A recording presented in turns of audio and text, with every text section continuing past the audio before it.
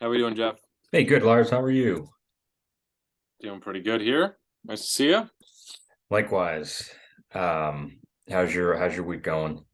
It's all right. It's been a little slow. It's always a little slow in January, so days are kind of dragging by. But you know, it's the same old stuff, pretty much. Yeah, I always been curious, like in terms of what you do, in like when you have a slow period, like what's the most random car someone has come in like spent big money on, like totally like dead week. You ever have a guy just show up and say, "Yeah, I'm going to buy a GT 500 today"? Has that ever happened? I mean, so those are always when someone comes in and buys something like that. Those are always kind of just out of the blue. You're never really Yeah, expecting it. But it's funny you say that because in the times where it's usually slow, that affects people that are maybe kind of budget shopping for a vehicle. But the guy who's spending 80 to 100 grand on a vehicle isn't really going to be too pushed off by maybe some sort of economic ruin or whatever. But yeah, that occasionally happens. It always surprises you a little, but you never know what to expect. yeah.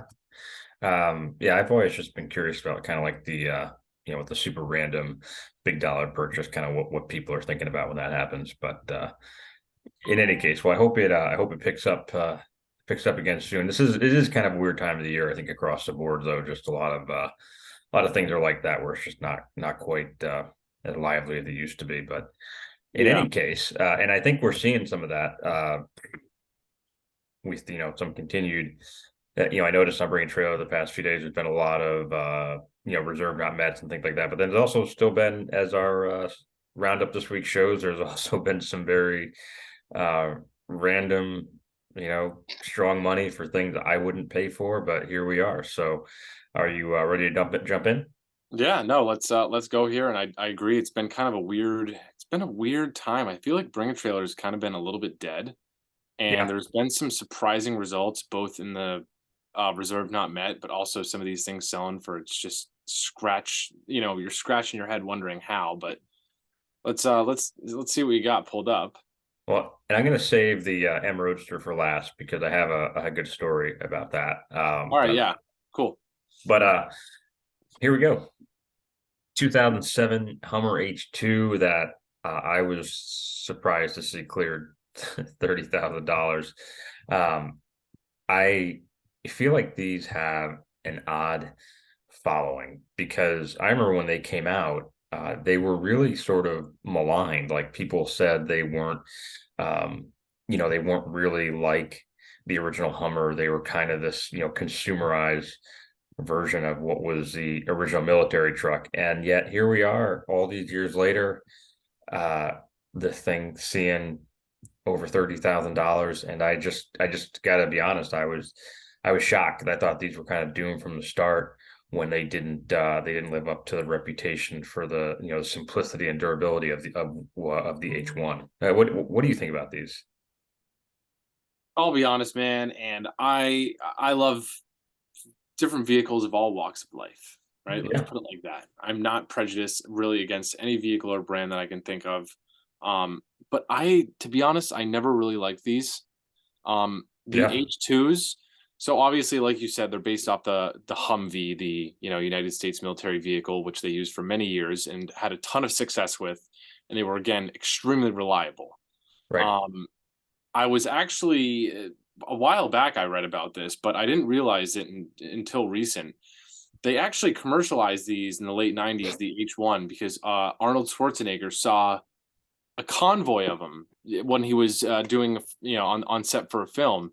And he, pleaded his case to whoever, GM, I think it was, and said, hey, look, you have to, make these vehicles available to citizens.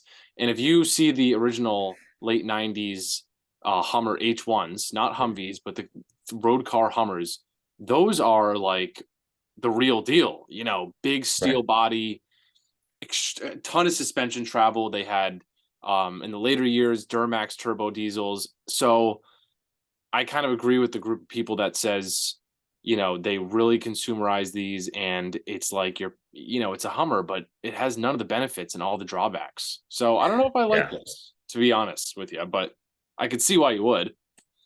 Yeah, I mean, it's certainly it's a much more, it's still much more of a truck than 90% of the SUVs out there.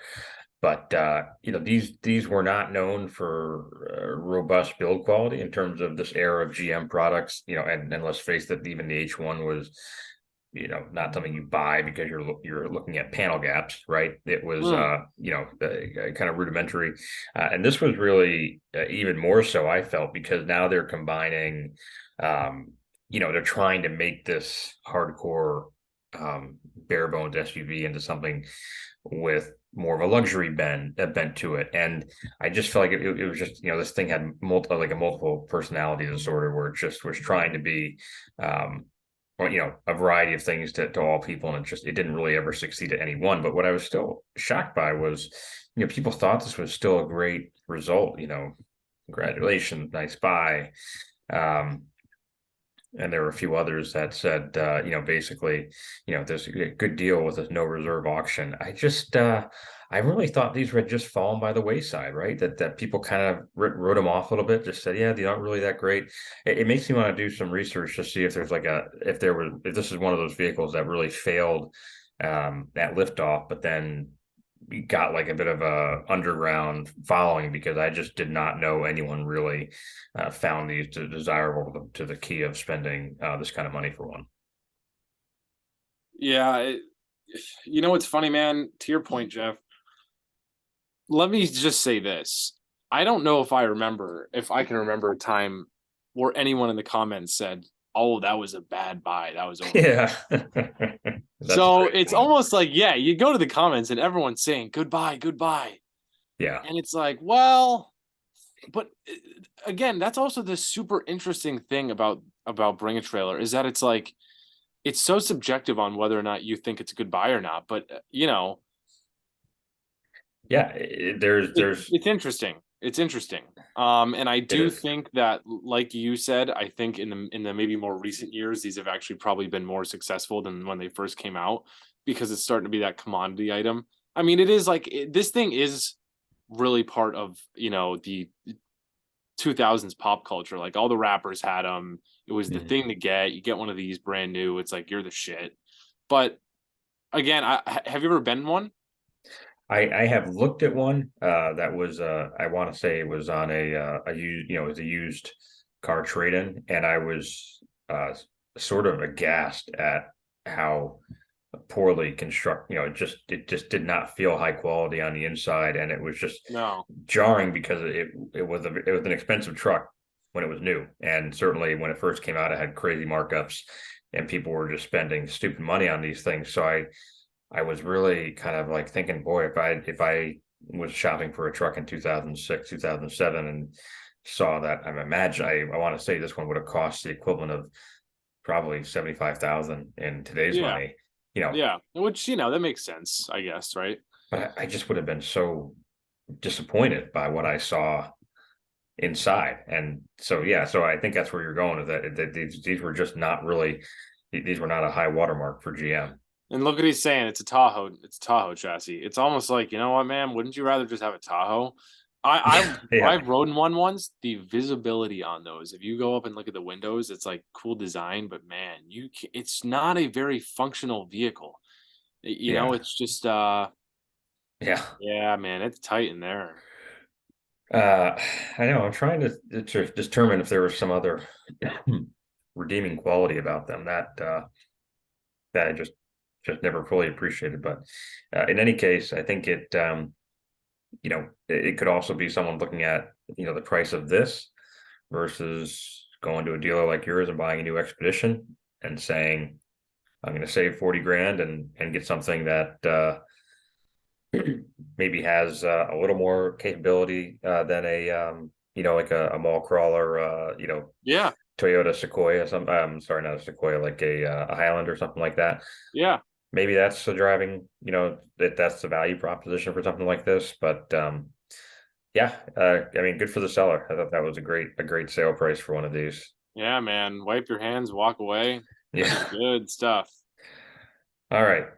So let's jump on. So this next one really kind of also shocked me, which is why I picked it in terms of the sale price. Because keep in mind this was a week where you know just we'll jump to this in a minute, but this was a week where an M Roadster went for just under 15. But here we have a 2002 Subaru Outback wagon going for damn near 20,000. Uh, I I actually had an '03 Legacy sedan as a car, just sort of a commuter car, and it was, it was a good car. It was tremendous in the snow. It, made some fun sounds with that flat four under the hood, Yep. but it was not a memorable car in any one way. And so, this one, I always believe that people will pay crazy money for something with low mileage, but I always thought there was sort of a line, right, that it still had to be a car with some collectability, some desirability. So when I see this, I'm just sort of like, I never would have thought someone wanted an Outback this bad to want to pay 20,000 for one. What are your thoughts?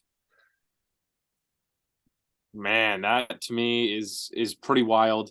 I don't hate this car. I think it's really cool actually. And honestly, if you were looking for a nicely spec'd vehicle, a 2002 Subaru Outback, I mean, what a beautiful exterior with the two-tone and the green, looks very adventurous.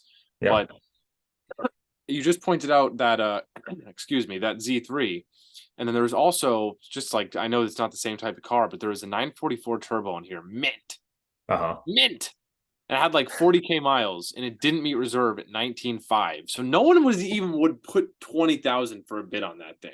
And Wow. then something like this sells for Yeah, 20K.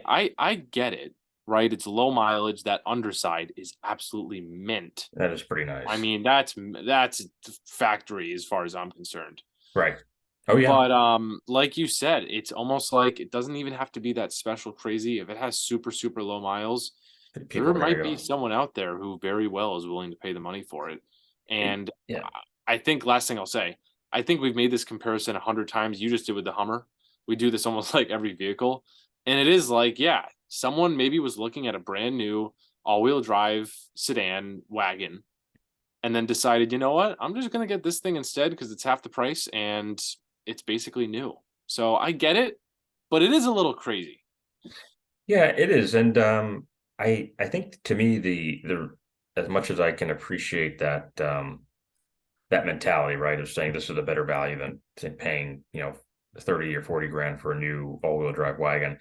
I think you still have to be in a situation where you're really going to be able to use this thing without fear of having it get totaled out, right? Because I don't imagine this as being bought and put on collector car insurance. It just doesn't seem that, I just don't know that anyone's really using these this way. So my speculation is someone is using it as an interesting daily. But if you get into that highway accident, whatever, slam on the brakes, have dramatic lane change, whatever it is, and you do $5,000 to $7,000 worth of damage, probably more. Liberty Mutual isn't going to say it isn't really going to care that you paid 20 grand for the best Outback in the world. So, I mean, maybe I'm wrong. Maybe this is something that someone's put on a Haggerty policy and just using for, to bring out to the Radwood show, whatever. But it's interesting. It's an interesting purchase for a few reasons, and I, I don't think it's going to be indicating this, the Outback is on the upswing, but I do think it goes to show you that even in a market where things are trending downward, uh, like the 944 you mentioned, there's probably a feeling of like, well, there's probably another 944 coming along in 6 months if I don't bid on this one today. But if you love this era of the Outback, um, you probably know it's going to be years before one of this clean shows up again. Look at the seller, says, wow, he can't even believe it. Yeah, yeah, He's like, oh my God. yeah. He didn't think that was going to happen. Uh, Um, you know what though, man? Look at this guy. He says he put 400K miles on his.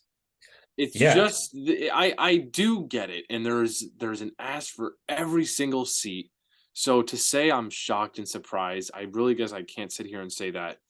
Really interesting what you say about the insurance, because yeah, yeah, man, someone's texting, they rear end this thing, you're done. yeah. You're done. It's done. It's you lost 15 grand, plain and simple. Only way around it. Right. And I and and if you're not using this as a daily, then it's just an odd car to squirrel away for sunny day drive. So I mean, I find it.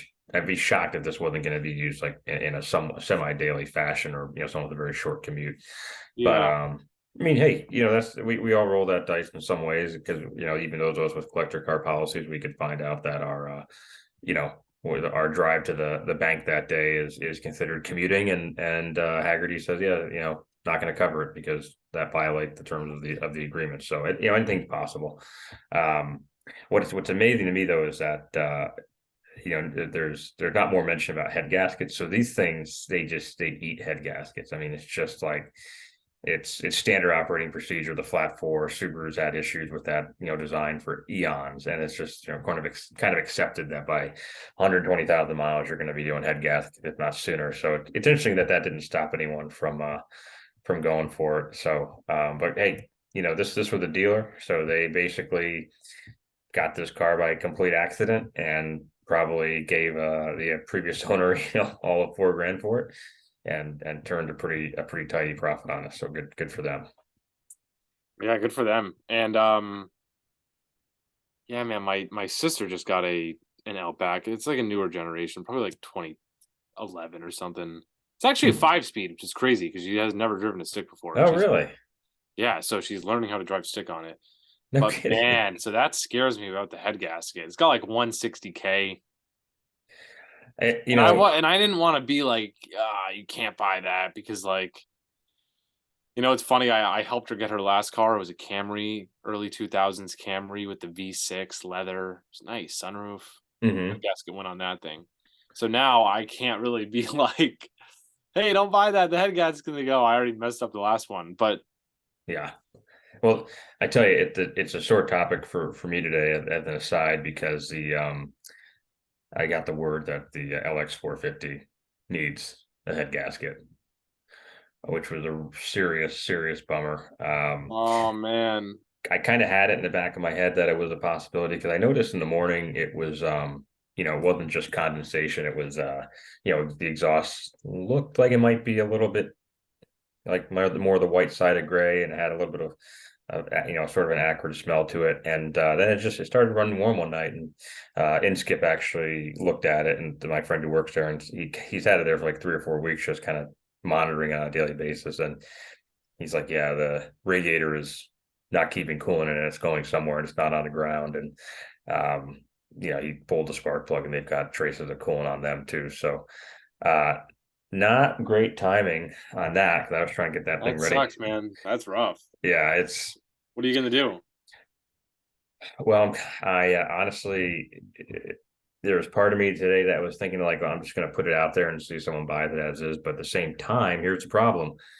That era of Land Cruiser is, to buy a good one, it's 15,000. Like, that's cost of entry, and I paid far less than that for it. So it's kind of like you're either going to just incrementally get to that point, you know, or you sell, and let's say someone walks up and gives you 8 grand for it, even with the issues, you're still 8 grand short of a good one. So, Hmm. uh, you know, and the reason I like that era versus, I mean, I do think the newer ones are attractive as being a bit more modern, but then it gets into air suspension and lots of electronic features and enhancements. And I like the fact that I don't have that to really worry about. And so the way I'm leaning is just saying, okay, everything else that's been done on that, once the head gasket's done, It's gonna be a driver. it's going to be, God willing, just done for hopefully years. But in any case, that's top of mind tonight for sure. But I want to jump over to this car, because this car is sold locally, and um, Did it? yeah, this sold in Rehoboth, by a guy with a seller name On the Run in RI. Now, I love it. this is a 98 M Roadster. Yes, under 80,000 miles, sold for just shy of 15,000. And I actually tried to buy this car like 4 years ago, and it was um, on Chappaquiddick off of Martha's Vineyard. And I got a call to go look at a car by a woman who was trying to clear her dad's stuff out of there. And it was the car with an old Chrysler Imperial, was a piece of garbage. And she didn't live there. Caretaker lived there, and the caretaker said, "Oh well, there's other cars in the garage. Do you want to see them?"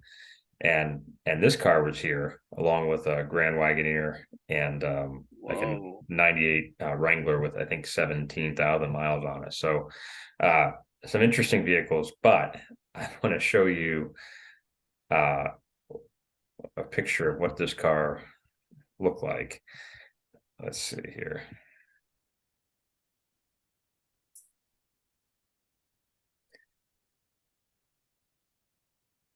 Yeah, that's interesting, man. You almost had a crack at this one, huh? So you see that? You know what's weird, Jeff? As soon as your mouse went up to the top right to like click another tab or something, it's so I'm still looking at the Roadster on Bring a Trailer screen. Oh, let me see here. Oh, you know what? I Uh, don't know if it like when if it's locked onto one tab or whatever, yeah, but yeah. Let me stop share, and I'm going to share my screen again, and you can there. Can you see that? whoa, Yeah. So that's the interior of that car. Uh, whoa. It when has I seen better What is that? Just salt residue? no, that's mold. That's mold. Oh, so it was sitting out in the moisture. Oh yeah. So this garage was I mean there was water on the floor. All and it was like the dedicated. It was a separate outbuilding, and like had 4 bays and storage up top. And so I peeked my head and I was like, holy cow, this is a this the, and I could already tell there was a lot of dampness in the garage. Now, here's the thing: this does not make this a horrible car, but my issue was, and I'm going to stop. I'm going to go back to the listing here. My issue was the seller made, he talked about the car, he talked about the history, and he made it sound like this was just a vineyard car, someone just used it as a summer driver. He tried to explain the gaps in the mileage for being like, oh yeah, this was their second home for them, so they just kind of drove when they got there, and that really wasn't the truth at all. Actually, the property was in foreclosure, so this was a multi million dollar estate that Huh. was in and out of foreclosure for years. They basically would, they'd claw back some money from somewhere, they'd pay the bills, they'd live there for another year, and then it would, get that they'd run out again, and it would be, and so finally it was foreclosed on. The cars were kind of all just shipped out to I don't even know how much this guy paid, but I guarantee it wasn't much. So anyway, my a good friend of mine who works for German Motors. He actually had a shot at this car when when they was there getting some work done. The guy turned him down, and I talked to him this week, and it turns out like his buddy bought it out from under him and never told him. And so anyway, this car has like a lot of personal history. But my point is, when you look at something like this, you're just kind of like, oh, it's just the driver, and the seller just kind of glosses over a lot of things. But you know, it's an interesting theory to me, because you could say, well, does it really matter, right? So it sat in a moldy garage for a couple of years. Who cares? But I guess if I'm the buyer, um, I'm really hoping that's not what I'm buying, right? I'm hoping that I can believe this guy who's saying, "Oh yeah, the car is just it was a summertime cruiser for the person on the previous owner." But I mean, what do you think? Do you think it really matters, or is the if it's kind of like you might work with someone who you think is great, and then someone else tells you, oh well, they they robbed a 7-Eleven when they were a kid. I don't know. Did it matter? Past sins of a car like this, if the seller doesn't talk about it. It's tough. So it's almost like in some sense, because here's the thing. He does so I was looking through the comments and he was like, um, bottom line summed it up as like a perfect car, no stories, this and that, this and that. Yeah. And it sold for probably a lot less than it should have. Yep. And it's almost like, well, you know what? Maybe that happened for a reason. Maybe that was just like the karma gods making something right. I would want to know about it, and that is something that should be disclosed if you had the knowledge. Now, did was he aware of this? Like, did he know it happened and everything, So or I was don't. this from I a previous owner and then he bought the car later on? so he so if you read this comment, he knows what he knows the story. He knows where the car was, and this detail about the owner who's living in the United Nations Plaza. That's correct. Um, And so, I mean, I think he had to be close enough that he had to have seen it when it came off the island. I think I would believe so at least. But there's part of me too that wonders: did the owner, did they hire just have someone come out and like spray when uh quick detailer on the inside and wipe it all off, and he never saw it. I don't know, and I mean, I guess it doesn't really matter, but it's more just he also mentioned, he was kind of evasive about the what do you call it, the rear subframe, and a Mhm. number of folks said that based on, yeah. So he shows this picture, right, the best picture I could take of the trunk, and blah blah, and then so right here, this commenter: thank you for the trunk. It shows the first weld on the left has already popped. Most likely, one or two more further left, not visible from the top side, have freed themselves and will need to be addressed for car can be truly enjoyed. So, I think it's just, even this photo. I mean, he's trying really hard not to show, uh, not to show the full scale of the trunk floor and where there might be other evidence of the subframe, needing attention. So I guess it's just more. Um, I think you can start to tell, kind of piece together that he's not trying. He's trying to be a little bit less than helpful. And when I take some of that and combine it with what I knew about the car, it just really makes me think about how every purchase. It's very rare when you can honestly say, I'm buying this car with absolutely no fear of the seller leaving something unsaid. I mean, do you think that? Do you have a more optimistic view of people, or do you think that every time someone buys a car like this, there should be some reasonable expectation of something not being mentioned? Um, Here's the thing, right? I believe that like inherently, I don't know if you should trust everyone right off the bat, but you should maybe take their word for it until they give you a reason to otherwise. And kind of the reason I think this, so like something I realized, especially with my car, right? So it has a perfect Carfax and there's no accidents on there. But also I have to think, and especially even with this car, it's 2023 now. This car's been around for 25 years. And a lot of Hmm. shit can go down in that time. So, for example, my car is a perfect Carfax, but if I look at one of the fenders, I can tell that it's definitely been resprayed at one point.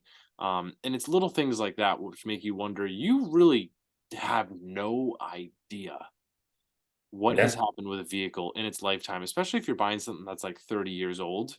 Um, Now, this guy, if it's something he knew about, maybe that's something you'd want to disclose. But at the same time, there's also a question of if you had a vehicle and say you bought it in poor condition and it had some damages and you totally restored it and you did it up nice, would you, when you're selling the car, would you say, well, this is what it looked like before and this was how much work yeah. it had?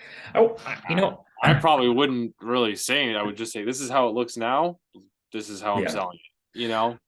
I'm always conflicted on that personally, because I mean, I get a lot of joy out of seeing a car come back from the dead, Yeah.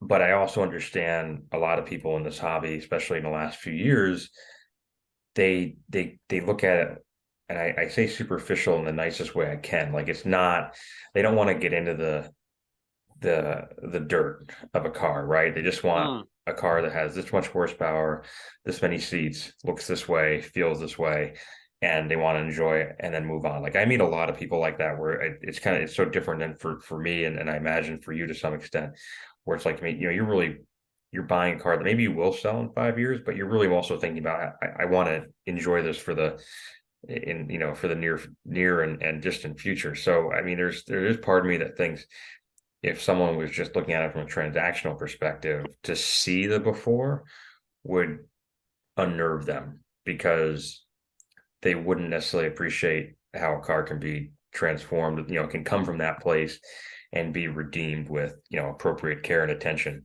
Um, and so I think that is definitely a factor, where, especially for a seller like this. I mean, this is a dealer. He has no real interest in showing a transformation. He probably knows as well as I do. There's really no redeeming aspect of for a car like this, that which is really kind of an average driver quality car. He's not going to get any new levels of respect from from a buyer because he repainted it and cleaned up the interior, what have you. I think you have to be a different kind of seller, someone who sells 4 or 5 cars a month, maybe, who has a reputation for finding, essentially good cars and putting the work in to bring them back. People like Yeah. that. They want to Yep. buy from someone like that. But if you're buying from someone like this, you're probably in that category of just saying, no, I just want the car, I just want to use it and then sell it in a year. I don't really care about the story. Which a little bit about my business, and that's interesting to me because you do meet people who could care less about the story and honestly probably see it as a liability.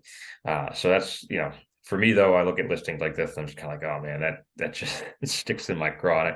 This was one of the comments from the seller that got me, where he's just like trying to explain away the gaps in the car fact. He's like, oh, people on Martha's Vineyard, they don't drive that much. It's like, no, pal, they weren't even there. The car sat in a watery, dank garage for 4 or 5 years while they tried to figure out, the litigation around the house and stuff. So it just sort of, annoyed me that, people always think no one else knows more than they do, right? Hey, you know what? Actually, I take back what okay, so to your point, I was maybe being a little hypocritical there, saying, "Well, it doesn't really matter that much." Because, dude, I found in my hunt for the 30, I found a couple cars that I wanted to go forward with, and I ran the Carfax through the at work, and it's like I saw the accident on there or something with the salvage, and it's like, fuck. It's like, damn it. It's done. I don't want it. Yeah. I don't want it, dude. It's like, say the really hot girl that you like is like gets with the whole like football team, whatever, and then she's done, and she's like, "Hey, do you want?" It's No, like, no, I'm over it. I don't want it anymore. I'll find something else, right? I've been in It, that. it is like that, man. I totally get where you're coming from, and he is kind of trying to be like very theatrical and like informative, like a tour guide. Like, oh well, you don't understand. The people over there don't drive too. It's like, no, dude. So I get it. If he doesn't want to disclose something, that is totally up to him, I guess, in his own right. But for him to answer a question untruthfully, maybe now I see a little bit more about where you're coming from. It did sell for a good price.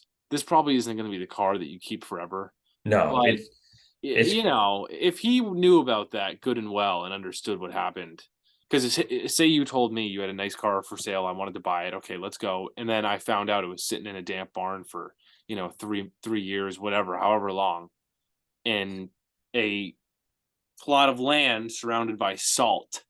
yeah. Maybe I would say, you know what, actually, Jeff, I might just keep looking. Well, and honestly, I would 100%. And two, I think it actually the true story works better. Like, I mean, if it were me, I would have had pictures of the thing like, you know, you get when you come from Chappaquiddick to Edgartown, you get on this like this little tiny like 3-car ferry that just goes back and forth all day long. It's like it's from the Nixon administration. Like you could just like I would love to see it on there. Kind of coming over to the main one island, then get into the mainland and do that whole thing as opposed to uh just whitewashing it. Like, oh yeah, just this car was always great, and we just made it better. Um, because I think people in a collector car world, more than we necessarily realize, kind of are a bit forgiving and also like a car with an interesting history. You know, and to me, the way this car was sold, the way it was spun, it just shows no creativity. It's very rush, get this done. And what's so interesting too is that I think I've referenced to you a few times. Like 2 years ago, I sold a Sirocco that did not do well. It was sold for way under what I was expecting, and I just noticed a similar car on Bring a Trailer like 2 weeks ago sold for crazy money. So I went in one of the Facebook groups and I just was just talking and commented like, "Yeah, I can't believe my car didn't do as well as this one did." And some guy said, who was really respected in the community, he's just like, it just felt like you really weren't into the car. Like it just felt kind of rushed, the whole presentation. And he's like, I actually thought about bidding on it, but I was a little bit, he's like, no disrespect, I just was a little bit skeeved off by how it felt like you were involved with the car. And I thought, man, that is so interesting. And like there were never any comments to that effect, but it was just more like, yeah, people do, they interpret it, they feel it. And I think, that's kind of what happened here, is that in addition to a little bit of the wonkiness of the story and the presentation, I think bidders could also tell, like, yeah, this wasn't really a guy who was into this car. He wasn't really trying to save it. He just saw the quick buck opportunity. Wow, man, that is some philosophical stuff right there, my friend. Well, you start You always give me new perspectives, and that's true. Hey, It's you almost start like talking about the football team and the cheerleaders. I'm gonna go right there back to high school poetry 101 or something like that. I love that. I love that, dude. It is, and it's true. Sometimes, when you'll see these, because unfortunately, and this turns me off. We've talked about this. When it's like this vehicle has an odometer reading of 160,000 miles, 600 of which have been, added by the current owner. Or sometimes it'll even say like 200, and it's like, damn it, man. This guy bought this thing out of some grandpa's barn, and Oh now yeah, he's selling it for like 80 grand more, right. as opposed to when you rarely see the listing of like, bought this, when I got my first good job back in 1990, whatever, blah. And it's like, man, that's the car you want to own, because that guy Oh loved yeah, exactly, it, and he exactly. deserves all the money for it because he sat on it. Right. So He sat on it. He enjoyed it. He maintained it for all those years, and without really a thought of, I'm going to sell this thing tomorrow for 5 grand more than I paid for it. Maybe he thought, yeah, I'm going to hopefully sell it in 20 years for double or triple what I paid for it. But it's not my, it's one of many goals when it comes to owning a certain car. So, yeah, I think that's the kind of guy we all want to buy from, and you see that in the sale price. And this is, it's an intangible, but I do think it's a real thing. And you know, as it relates to buying things on the internet, sometimes you are just taking that chance, and sometimes you do kind of just overlook some things because the car is right in every other way. And I've done that, where it's like, okay, I don't love the seller, but I don't really think the seller is that big of a deal in this transaction because of the history or because of the people who owned it before him. That I'm looking at a car now just like that, where I don't love the seller, but he's only owned a short time, and I found some of the history before him, and it seemed like those individuals really loved the car. So yeah, I think that's more of a factor than we necessarily believe, and it doesn't really come out in the comments either. People don't really bring that up too often, but I think it's kind of like the silent voter, right? We don't hear from them, but we all know it's a very significant factor in certain cars. that's good stuff, man. That is real good stuff right there, and I think it's absolutely true. And I hate that I always bring up this car, but it's the only like really cool car I have. No, But don't. man, the only thing that gave me the confidence to buy a plane ticket to meet at some address in Idaho, 2,700 miles away, Yeah, was the fact that the seller, he took 2 5-minute videos, uploaded them to YouTube, made them private so only I could see the link. He FaceTime me with the vehicle. He gives me his house address. All that stuff is what made me ultimately purchase the vehicle. So great point on that. I think that's something we should probably touch on again at some point and yeah, start analyzing that too.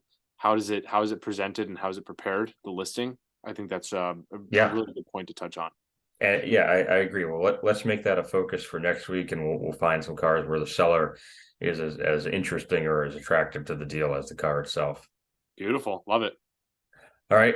Always good to see you, Lars. We'll keep turning these out each week, and if you guys have any suggestions for auctions we should look at more closely, feel free to leave a comment below. And appreciate you watching. All right. I will see you All next right. week, Jeff. See you, Lars. Thanks. Yeah.